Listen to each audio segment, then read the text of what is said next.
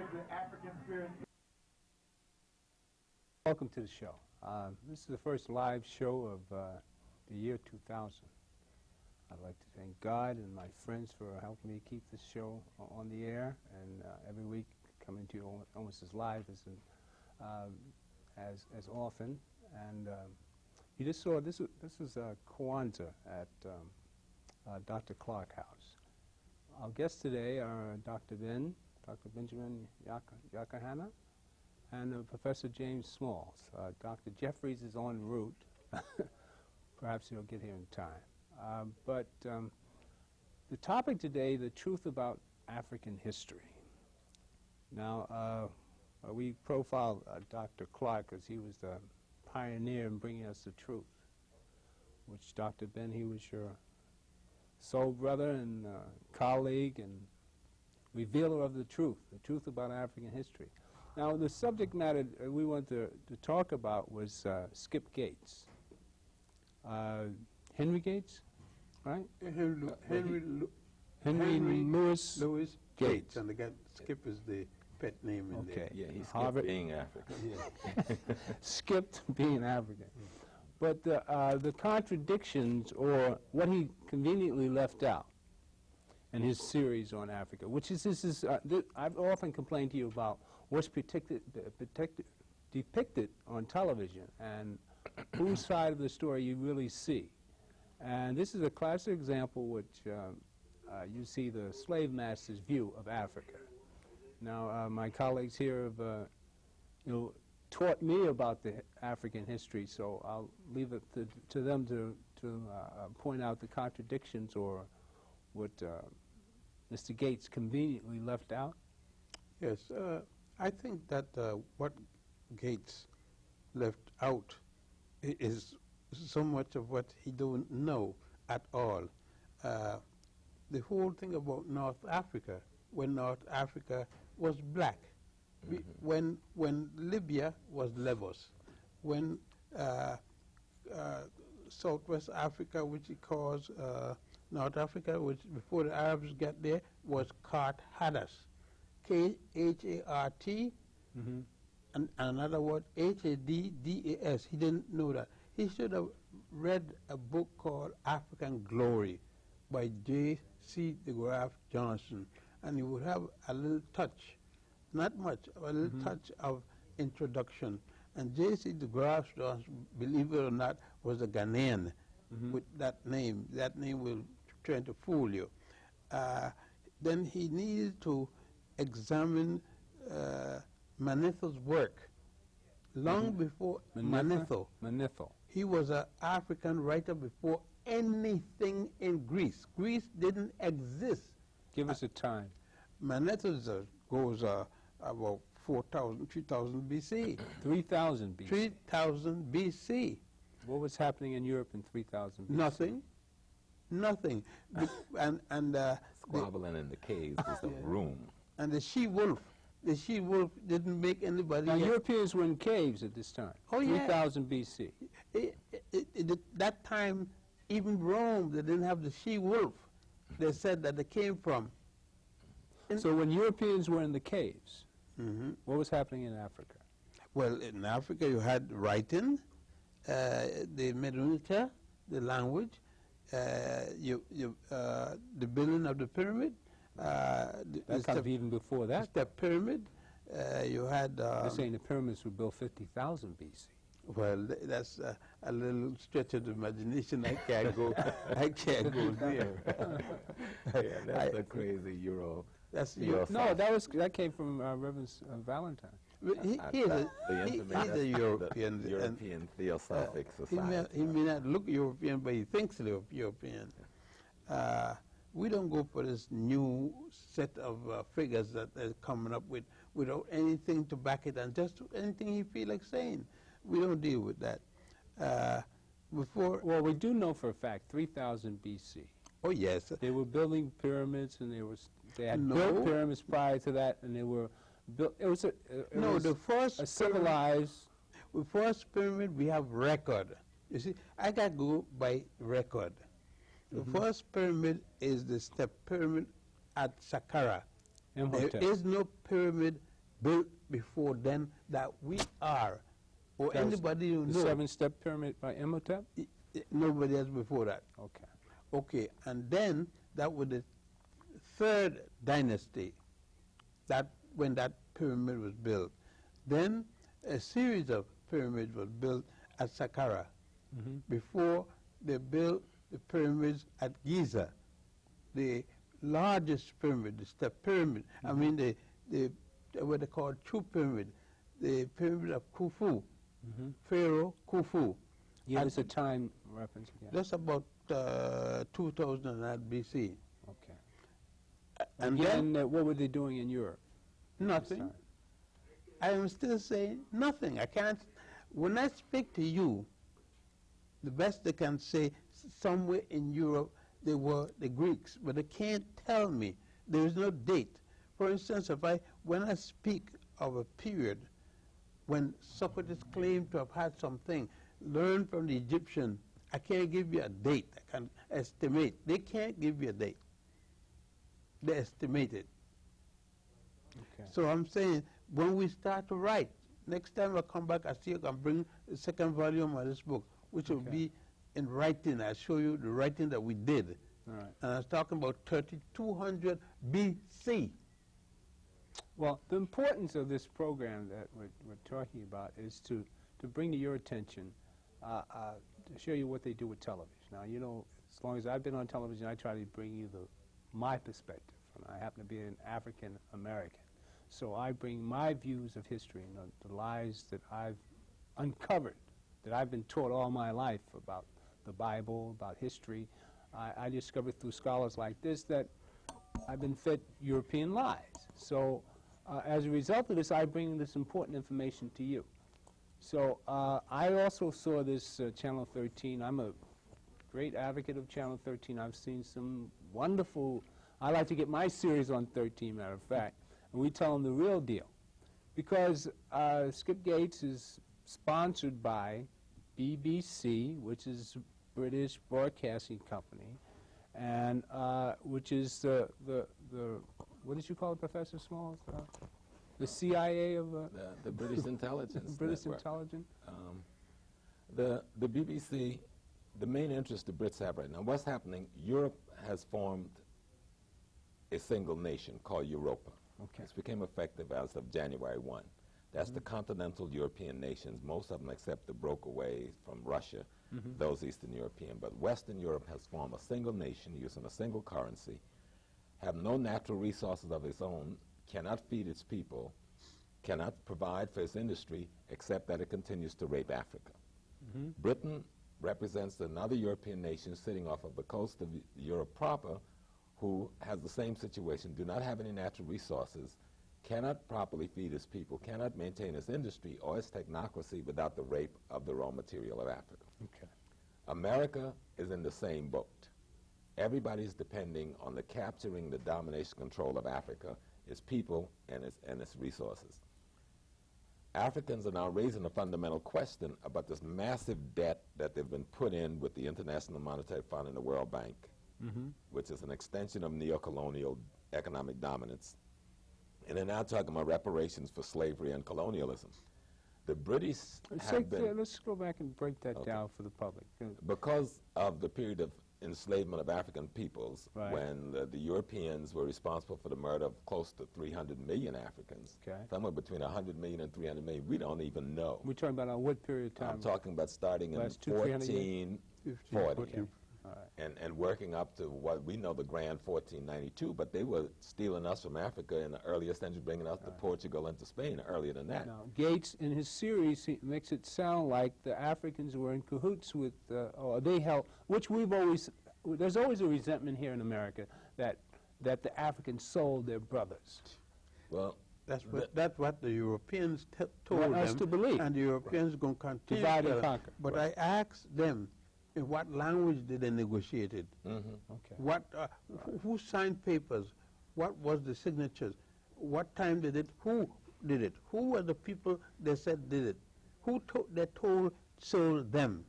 All right. What I'm trying to do here is just give you an idea. If anybody saw this series, I'm trying to break it down, what images they try to project out of the truth. Let me continue. The groundwork, you've got to understand now, why was the series on? Right. In February of '98, a similar series was on public television here in America that was done by the BBC with a white commentator interviewing virtually the same people in West Africa, the same woman in Benin, Is that right? same professor in Ghana, Is that saying the same thing, but it was coming from a white point of view. It did not go over well at all. This is Okay. '98. Ah.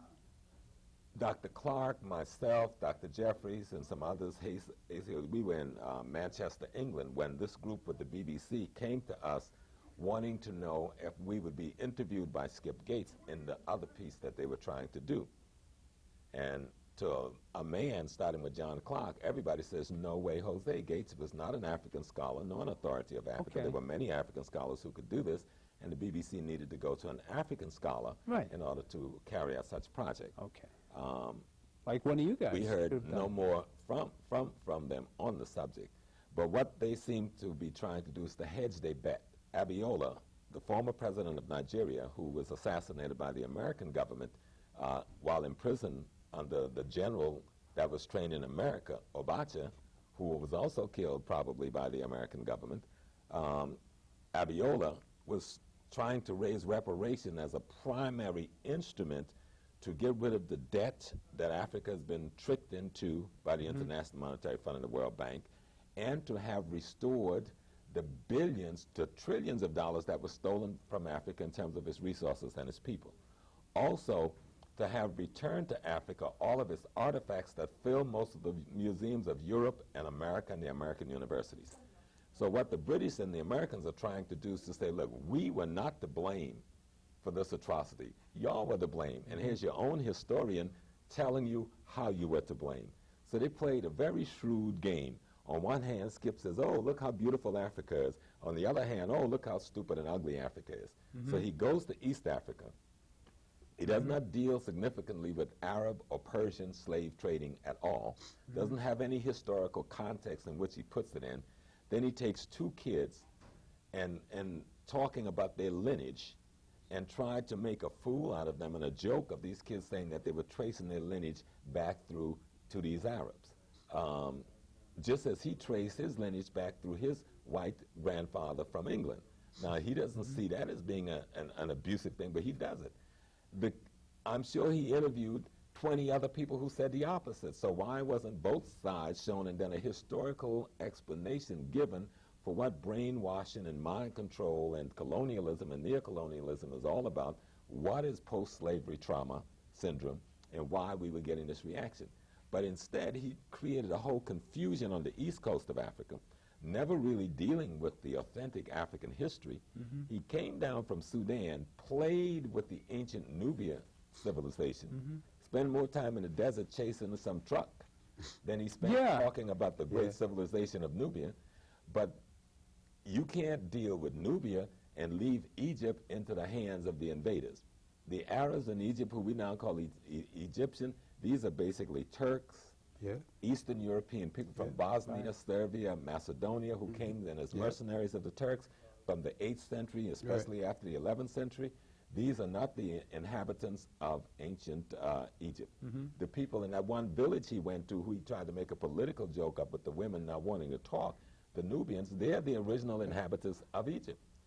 And he played them when he could have dealt with a history. He was placed conveniently to do things, and he can't do it, not being a historian himself, knowing nothing about history. He was lost. Right. He was as lost as the old car that he had. And the disrespect he showed for the leaders of the Ethiopian church. The way he dressed. Wasn't that something? The way he dressed. Yeah. His dress. Go to them to speak to the leader. Right. And the nonsensical question. And the nonsensical He question wouldn't go to used. St. Patrick's Cathedral or the Vatican or any other the Council of Churches or any place dressed in that manner. Right. Nor would he ask such insulting question. Even when the priest had to say to him, you may be witty, but you can't compete with the wisdom of God. Right. I mean, this man, and then to end the peace in Ethiopia by implying outright that they're saying they have this ark, but I don't see no proof of that. I mean, Right. He doesn't see a Right. proof of God. Right. He doesn't see any proof of Right. Jesus Christ. Right. He made himself look like a performer. it was an attack, it was an intellectual, slimy put down of Africa by someone who's being acclaimed to be the premier intellectual around African historical perspective. It was a slimy put down throughout the film. One other piece, I want to jump all the way to South Africa. You've got Rhodes, Cecil Rhodes, who's the equivalent of Adolf Hitler, the black people in South Africa. The black people he killed. That's right. He personally killed. So What's his name again? Cecil Cecil Rhodes. They John give the Rhodes. Rhodes Scholarship For the- for this creep. All right? Cecil John Rhodes. This is a genocider and a murderer. And then he go to deal with the fact that he was buried in African sacred ancestral ground, and will not deal with the historical dynamics that said the people was forced to allow it there, but he made it appear that the indigenous people was happy and that this thing was buried in their land. You think the Jews would be happy if somebody buried Adolf Hitler by the Wailing Wall? Now, you're talking about the same Listen road- to me. I Don't heard- pass that I up. heard I you, want the heard you. world to hear. You could not even think about burying a Hitler by the Wailing Wall. So how would you bury a Cecil Rhodes in the sacred burial ground of the interbelly people Well, of the right. southern part of Now, Africa? this is same Rhodes that we talk about, Yeah, Rhodes yes, Scholar? Yes, Cecil yes. John Rhodes Yes. is the The head money for the Rhodes personality Scholar which you- come from rape and murdering African people. and he is the man for who the Rhodes Scholar is named. And he was in cahoots with Rothschild in this whole process. And you hear, that's the thing that happened to us. We are forced into many things, and the names of people we don't even know, just like the NAACP. The NAACP got a name, and they give a Medal, medal for it. Spingard, The Spingard Spingard Award. medal, and it's a white Jew. Who was in Army And you're intelligence. Jewish. Look at And you're Hebrew. look at the joke of I want you people to remember that now. Spingard. Dr. Ben is Hebrew. Yeah, but the Spingard and NAACP my work family. for Army intelligence, turning over the list of the new NAACP membership every year to Army intelligence. And you're going to have a medal given it to black folks to acclaim this person. Just like the Rhodes Scholar, blacks being happy to receive the Rhodes Scholarship. That's like someone of the Jewish tradition being happy to receive the Adolf Eichmann Scholarship. Scholarship. Would you It's think there'd ridiculous. be You wouldn't think of that. a white person with any intelligence who is Jewish accept a scholarship named for Adolf Eichmann? Or scholarship They're named too for intelligent for that. They love their people too much for that. And they have taught us to hate our own people and to like them. And for this premier American scholar, the head of African studies at the great Harvard University, to stand over the grave of Cecil Rhodes and not tell the people who this animal was, Who he was. and not to put it in a historical context so it is understood why the people had to let him be buried there, because they had no choice. They were being militarily oppressed by the white folks. And so for him to walk away from that saying maybe it's all right, I'm saying, oh my God. And for our people not to know any better, thinking because the beautiful photographs of Africa, of things they had never seen, was a grand display, but that was the trick. Let me show you some honey, but all the bees are dead, and I killed it.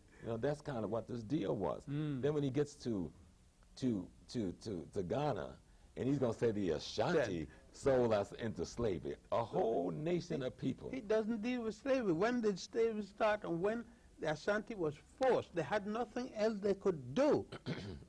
Certain Ashantis, but to work in slavery, there was nothing else along the coast they could employ themselves in. They were forced into it. And slavery was sold by the Arabs to the Europeans first. Right. And the Ashanti Arabs were nation, the The Arabs sold the Ashanti slaves nation, to the Europeans. The Ashanti nation as a people didn't come into being, didn't come into existence until the early 1700s. So how could they be responsible for slavery? They didn't come into being. He has to know the origin of the empires there. Which one? The Ghana, the Mali, the Shanghai. You got to know when they come in order. and where the ended and where it's begun. He knows nothing about the history. There's a river in Ghana called the Dunkrosun, and a place called Asin Mansun. Then Dunkrosun means the slave river. Asin Mansun is the town in which this river flow. And we took some bodies from America back there a couple of years ago to bury them at this river, because that's the river where the Arab raiders and their counterparts would bring the people from all over Africa, because Ghana had 80% of the forts and dungeons because of the deep water. And so Ghana was really set upon, because everybody, all the European armies were there, and they would meet at this river. And for hundreds of miles around the river, the forest is considered sacred, because hundreds of thousands of our people are buried there who tried to escape at that point of exchange at this river. And so that is considered a sacred forest. And so if he wanted to do something, he could have gone to that town and talked to the elders, and they would have told him the history of what went on at the Dunkrosun, at this river in Asin Mansu. Or he could have gone to the Garmancha's palace and spoke to the elders there, and they could tell him about the marauding jihads that was being fought, and so forth. Or he could have gone to the north, where they could have told them about the raids from the north. Or he could have read the letter from the king of Borneo in the 11th century to the Turkish leader of Egypt at that time. And then he would have found the letter in which the ambassador for the king, Azuma Akum, had his wife to go to Portugal, and he asked, what manner of people are we dealing with, would speak with God one side of the mouth, and in the next side of the mouth that's enslaved us. He said, what manner of people am I dealing with? And there was a similar letter that's in the UN UNESCO History on Africa, Volume 3, where the king of Borneo writes to the Sultan of Egypt, this Turk, and says, how can you be my Muslim brother and then lead raids in my land and steal my people and sell them into slavery, like horses or cattle? And then you would see the wars. The Ashantis fought one of the most fierce wars against the British and the Dutch and Portuguese enslavers along that coast.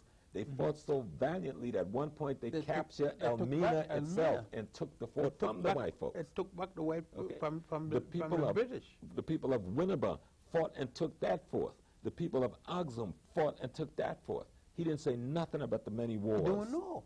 What do we do about this? There's nothing you could do about. We make our own program. What we're doing now, and then to try and create a more advanced, promote the literature of Dr. Ben, promote the literature of those who have told our story, who have done the research. This man has been going back and forth to Africa for over 50 years, gathering this research. You got a guy like Jeffries who's been going to West Africa since 1962, gathering this research. I've been his student, running back and forth with him since the 1970s, sitting with the priests and the priestesses and the elders, listening to the stories, chronicling this information. You have all of Dr. Clark research. You've got so many African scholars research that's out there. People saying, we don't have books. We have books galore. But they won't let this information out. No.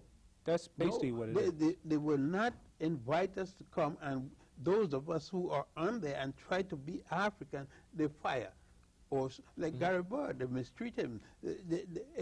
Nobody would have me on TV. So they just don't want the truth to get out. The truth involves money. You understand?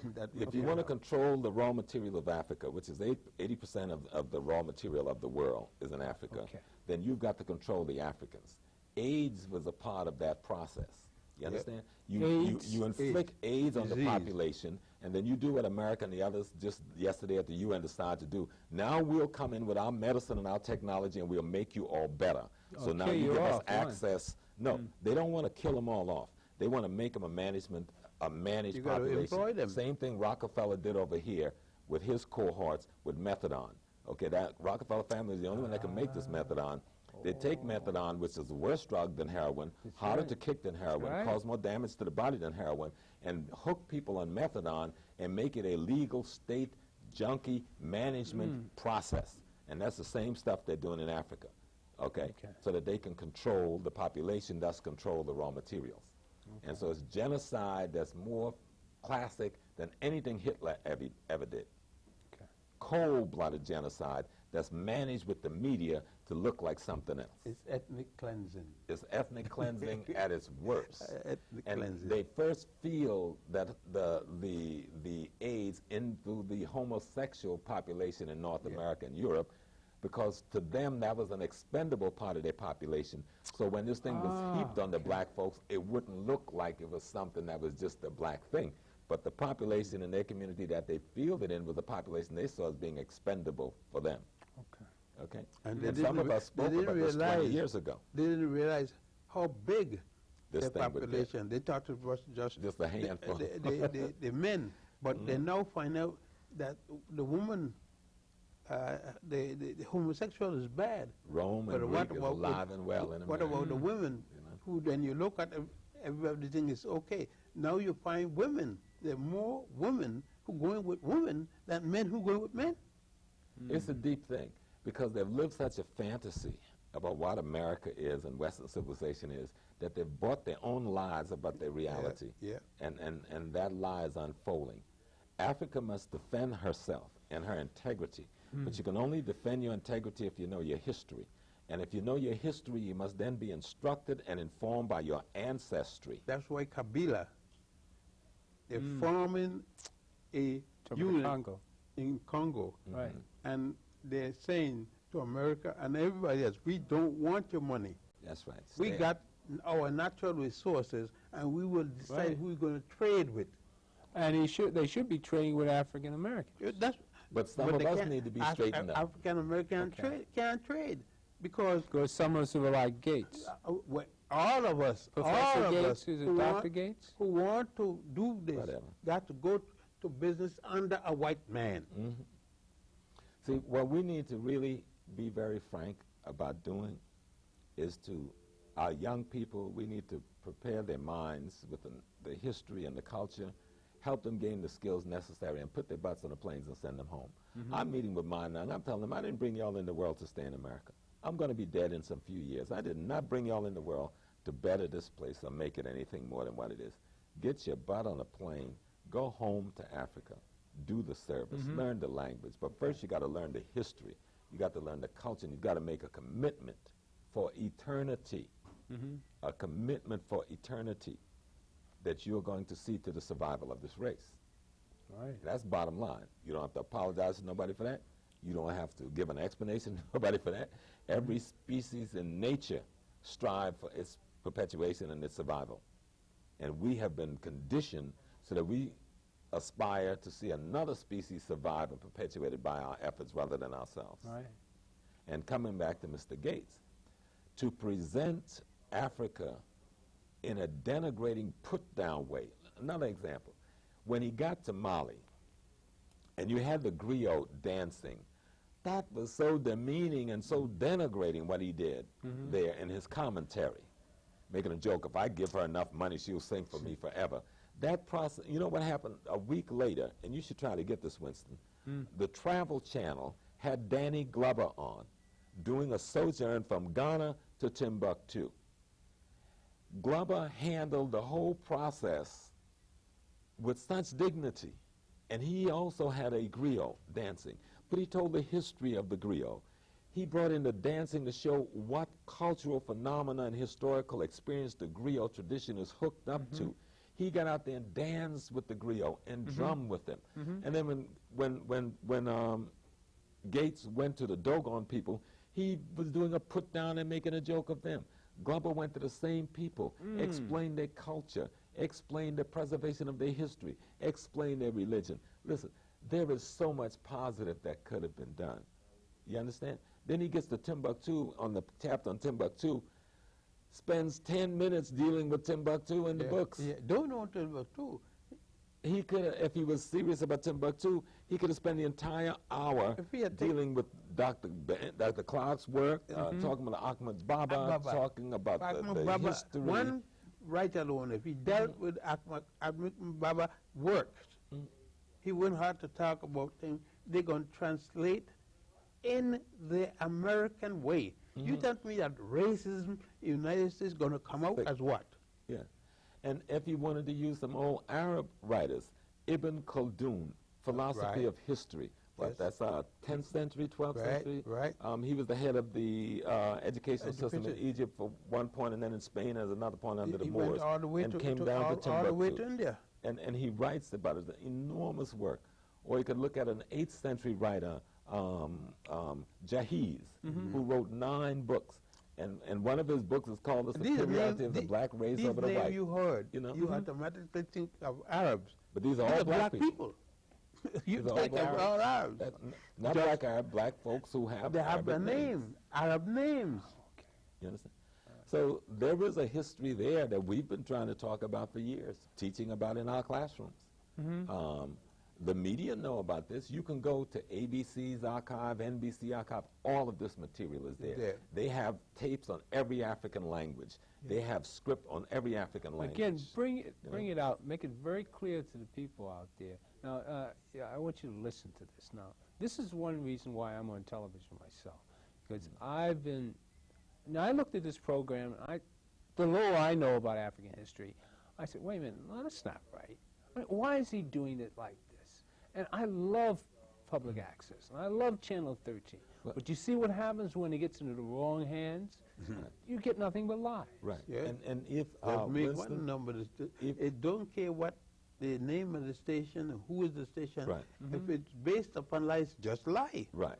And what was so, see, to people who didn't know our history, it all seemed very fascinating. Yeah.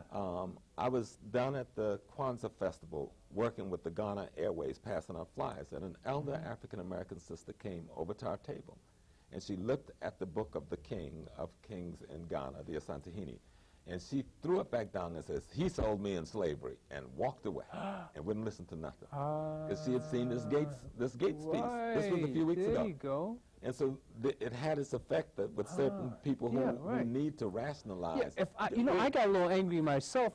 If I hadn't known more. Just let me give them this one piece. That girl in Benin, the family she said she was a part of was the Portuguese people who came there and set up that they were running the slave trade. They were raping these African women, and now they're going to call them their wives. You understand? You might make it a point that the Portuguese were the first to come to Africa, weren't they? Were they some of the to first West ones? Africa. West Africa. A chap, when he invited me to a Kwanzaa party, I said, "I'm sorry to tell you, I don't participate in Kwanzaa. I don't believe in it." He said, "Why?" I said, "Well, because you use a Jewish menorah. If you don't use something Christian, you got to use something Jewish, you got to use something Islamic. There are many religions in Africa you could use, and they thing could be African completely. Kwanzaa depends on a menorah, a Jewish menorah. When that gets out, you invite me to Kwanzaa." Well, the menorah is, give us some. The menorah is you're the Hebrew. candles. You were born Hebrew. I was born Hebrew, and we call ourselves Beta Israel. But they, I think we covered this on one of my other programs. What was it like coming to America, being a black Hebrew? it In was 39, rough was because it? people didn't understand it. People didn't understand. I see Rabbi Matthews had a synagogue there at 128th Street, and the chaps would wear the yarmulke and things like that. They were beaten up. They were mistreated in all kinds of way until they moved to 123rd Street and Morris Park. The reason why I brought this out, because I'm a Christian, you're a Hebrew, born Hebrew, and It's Beta Israel. Beta Israel. Make a difference. Beta Israel. I'll be beating up and on my both brothers, They call my brothers are only real African here. They used to call us Palashas. Right, Strangers, funny people. yeah. It's an Ethiopian word, which is an insulting and degrading word. Yeah, and it was accepted in Ethiopia because the majority of the Ethiopians who treated us were Christians, and there were people who felt that we were something dirty, something different. But now they kept in hell to their own self. Well, I just want to bring out that we Africans come in all flavors and all religions. Yeah. Judaism is a religion, not a race of people. Oh yes. This is my point. They treat it like a race and here. people sort of treat it like I'm Jewish and you're separate from the rest of the races. Right. And this is Right. Judaism is originally a black religion. The Jews, predominantly here, are white people. Okay. And if you are white, it doesn't matter if you're Jewish or not. They want to impress people that the Jews are something special. You pick out one there and say this one is Jewish, this one isn't. You can't do it. It is a religion. Right. See, Skip Gates could have, if it was a legitimate process, but that was a political propaganda piece to denigrate Africa, denigrate Africans, to play our history out, but establishing the white primacy over our history, so that he left Egypt still in the hands of white people. He didn't even deal with Morocco, Tunisia, Libya, Algeria as an African phenomena until Abu al-As invades, in 640? And the Arab waged a war of genocide until the 780s. That was a predominantly African area, despite the Visigoth invasion, despite the Roman invasion. Muhammad doesn't come around till 540. Right. Around 540, Muhammad come around. He doesn't exist. He couldn't read, he couldn't write. Right. The day he was born till the day he died. He didn't write the Quran. Muhammad Didn't write the Quran. or he couldn't read or He couldn't No, he couldn't read read or or write if you saw his name 3 foot high. See, well, history is important. When this Let's guy, say that. Let's go over that again. no, let me show you something. Did I hear right? Yeah. If Now it you was- said to me. if it was a foot high, 10 foot high, So you just said to me. But Jesus couldn't read neither. Neither. If his name was 10 foot high. He couldn't read. You know? Jesus and Muhammad couldn't read. They didn't write anything. The point that needs to be understood, at the time that Muhammad comes into power and fight two major guerrilla wars, one called the Battle of Yahud, one called the Battle of Bidar, based out of Medina, cutting off the trade route between the Meccans in the south and the Mediterranean in the north. When he won the second battle and the Meccans couldn't get their merchandise to the market, He they makes said, the okay, same people say. that's right. He says, so you come on, you be our leader. We give up. We can cut a deal. Now the guy. What year are we who- talking about? This is 500? Muhammad. This is in 540. 40. It got to be between 540 and The 60. guy in the 530s who was trying to assassinate Muhammad was named Abu al-As. He was an assassin working in the service of a guy named Abu Sufyan, who was a competitor merchant to Right, Muhammad's right. uncle Abu Talib. Muhammad was a people, mule and horses, they operate. And so when Muhammad, after 5 years of teaching these ideas of Islam, this guy sent a hitman out to get him. So Muhammad went and hid in a cave, but he sent his followers to Ethiopia. Well, this guy Abu al-As chased them all the way into Ethiopia. But the king of Ethiopia wouldn't let him have them. He said, these are our brothers and sisters who think and believe as we do. But that same Abu al-As, after the death of Muhammad, becomes the general of the Muslim Northern Army and invades Egypt against the orders of Umar. And shortly after the conflict between him and Umar, Umar is assassinated. Yeah. Muhammad had a certain amount of fellows with him. One was an Ethiopian, Hatsat Kubad ibn Rabad, was an Ethiopian ambassador from Ethiopia to Arabia. And there was with a close connection because he was the first man of the system. They were going to make him caliph. But he said, no, I don't want to be a religious one. Put me ahead of the embassies.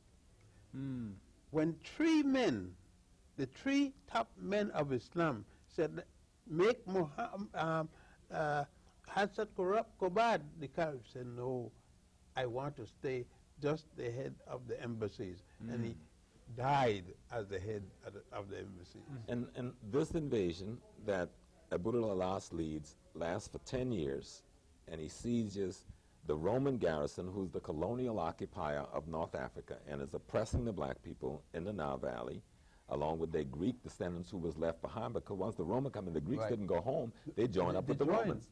And so now you got the Roman and Greeks there. And remember, the Arabs now are children of mixed rape by the Roman and Greek and Persian soldiers. Because You know what kind of movie we got here? No, but I let mean, me this finish is, this. No, this is no, lose the point. fascinating. Because when you figure the Arabs were the people that came down from the Caucasus Mountains and mixed with the people in the lower valley. That starts the Arabs. And so now that he spends So 10 you say years, Arabs and mulattoes? Yeah. Okay. Yeah. so they spend 10 years holding under siege the place we know as Heliopolis. Yeah. Okay. And that's where the Romans had occupied. Right. Their military camp becomes Cairo. Yeah. Okay. The Arab military camps become Cairo. It just grew so big in 10 years. They got to deal with the black folks, helped them fight because the black folks wanted to throw off Roman oppression. Okay. So they said, well, shoot, these guys fighting our enemies, we got to join up with them. They got to deal with the African folks. They said, look, we won't sit here and occupy you and beat you up if you sign this contract to give us a certain amount of barley, a certain amount of wheat for our army, a certain amount of whatever you're producing, Right. and then pay us a certain amount of money every year. And then we'll take our army and move on and leave you here.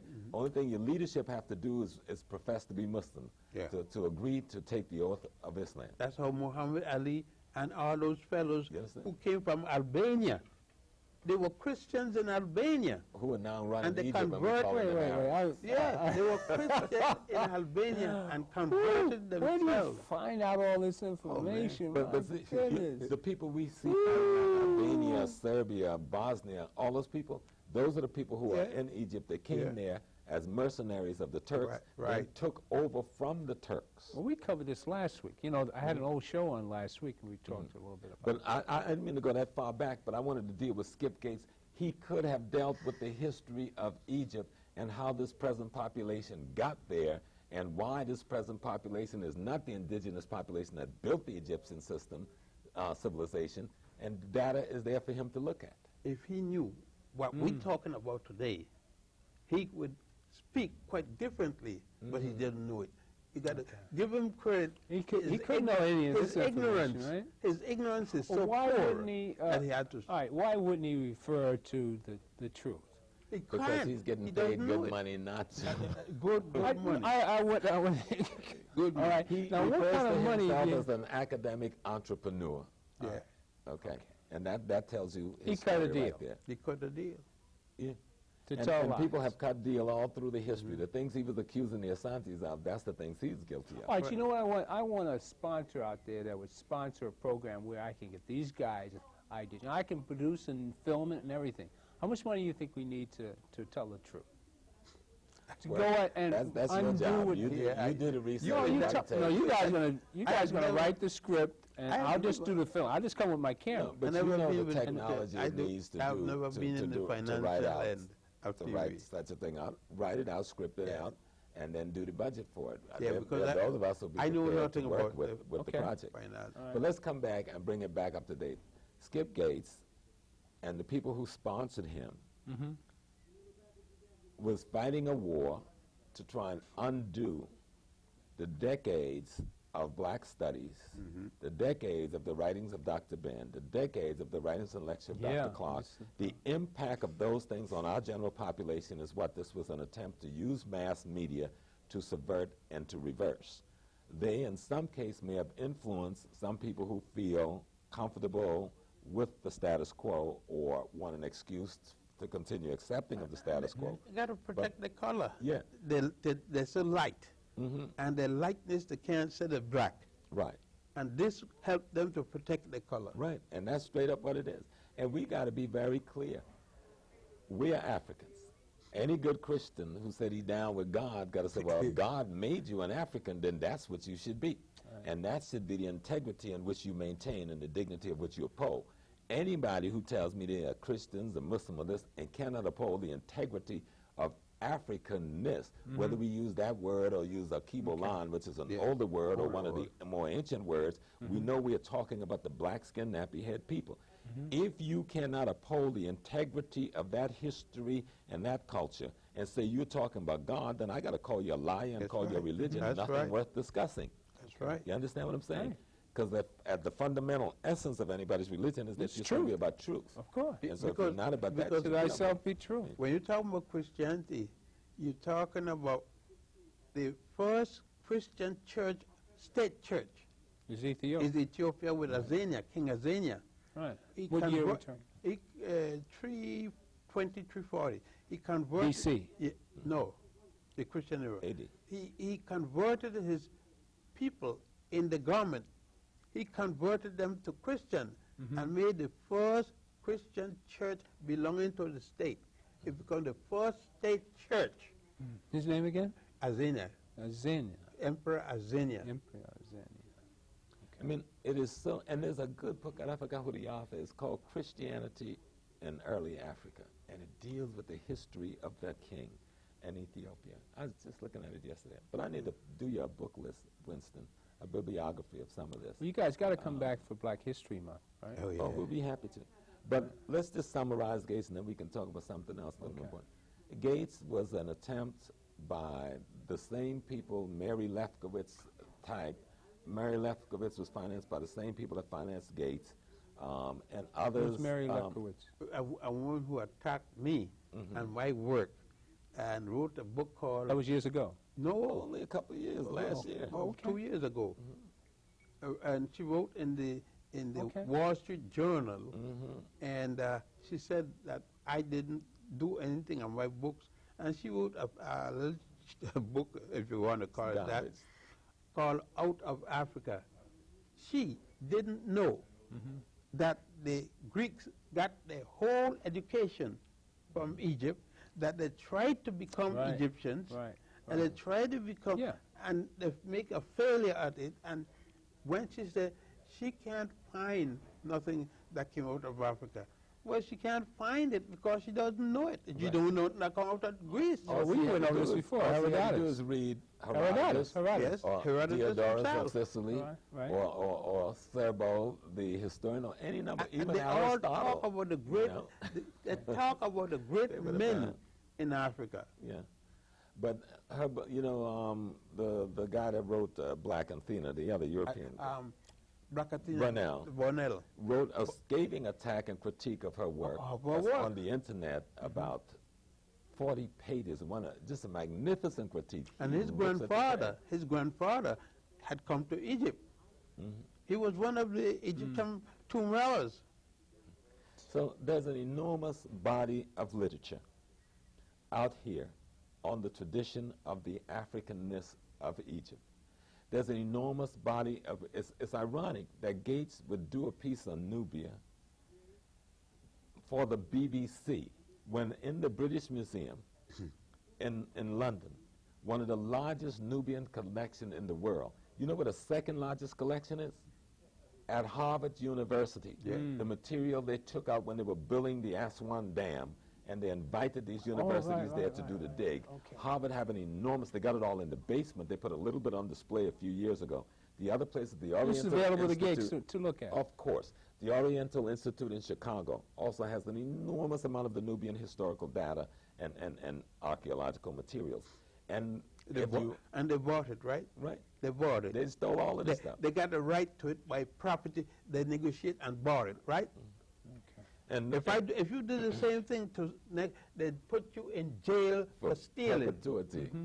And if all he had to do is walk across the street from the British Museum, there's a bookstore just to the right of the main entrance to the British Museum that has at least 500 volumes on Nubia alone. They have a whole room downstairs and it's devoted just to Nubian literature. What is Nubia today? Nubia I mean, today what is state? a colony. Is What a part- state is it? Nubia today? Nubia no state. Nubia is ruled by Egypt and ruled by Sudan. I mean, what is it? They broke it's- it up. They it's broke it up. Egypt, Sudan, Ethiopia, part of what is Uganda, some of what is Everybody Chad. that borders on So Nubia. Nubia of old was It does not exist. It doesn't exist. was as a how state. big? How big was Nubia It was that bigger we're than- talking It was about? bigger than Egypt. We were making, I think the reference was being made to everything south of Egypt. Egypt, everything, from what they call today, what they call the first cataract was then called the sixth cataract. In other words, when you start to name something a river, you start to name it as the river flow. From the right? source of its genesis. From the first part of the river, you put number one. Everything follow. Here, they name it because it's the first thing the Greeks met, came number one. The last part of the river came number one. Everything turned around to suit the European. A thing doesn't exist until the European get there. But what is magnificent, when I was a Muslim imam for about 11 years in the Orthodox community. Wow. I went to Mecca in 1975 and made the Hajj. I look at the language from the inside out. I can find every letter, Dr. Ben, of their alphabet in the Muradic script of Sudan. Yeah. Every letter of that alphabet. Alif, ba, ta, tha, jim, ha, ka, dal, dal, raz, zaz, sin, sheen, saw, dot. Every letter of that alphabet I can find already written in the Medunetta cursive form called the Demotic script. So everybody stole from Africa? Everybody. Everything. Civilization, everything. I got the Well, I just like to know, you can run the VTR at 3 minutes, and then I know it's 3 minutes, so I hear some music, all right? The next time we're going to Control bring room? you. Thank you for coming today. We have about 5 minutes left. Let Dr. Ben Well, when talk I hear about some his music, I book. know it's 3 minutes left. Let Dr. Ben talk about the Okay. new I piece got he's 3 writing. volumes. The next time we coming down here, I bring you the next volume, which will put the alphabet on all those things, and got the alphabet of 5 different countries and everything. I get everything organized. I bring you volume 3. This is volume 2. Right. And I bring you just to see that. We want to do a series on you, Dr. On just Dr. Ben, that in itself would take you at least a year Okay. doing something every week. Okay. But just dealing with Dr. Ben. Starting April, we're going to have a series on for Dr. Ben. Let me show you what Gates could have done if he wanted to take a scholarly approach.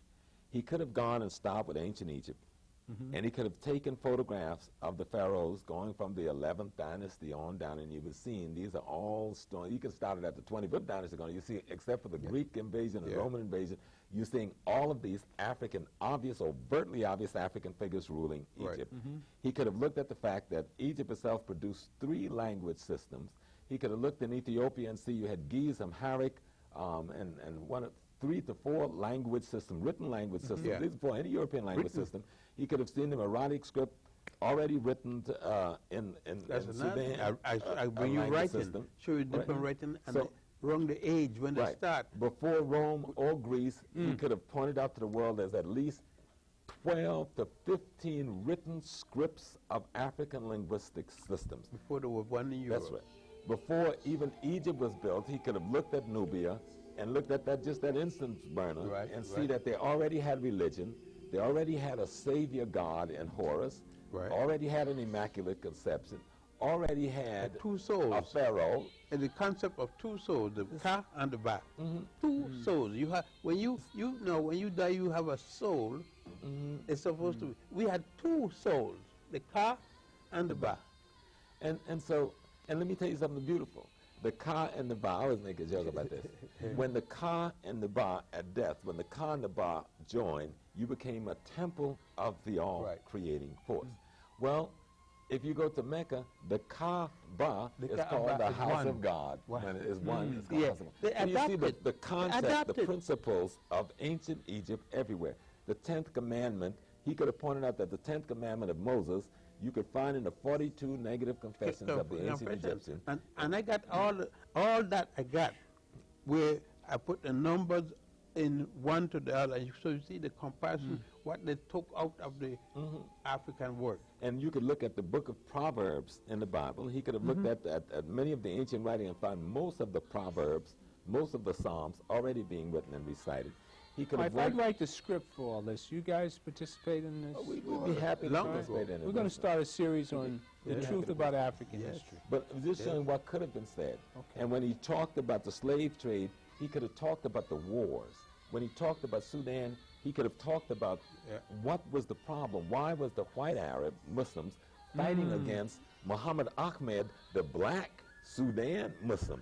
Why was the white Arab Muslims of Egypt and those areas trying to invade the black Muslims of Sudan? Right.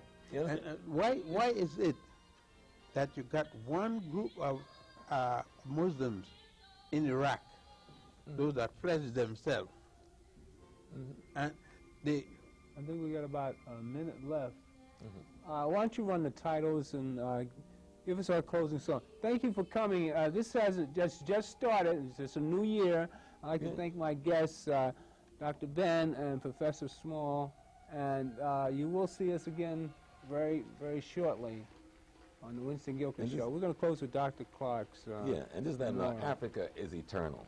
oh yes. We are eternal. Africans are eternal. Our cultural phenomenon is eternal because our culture is nature itself. The culture of Africa is nature itself. Thank you.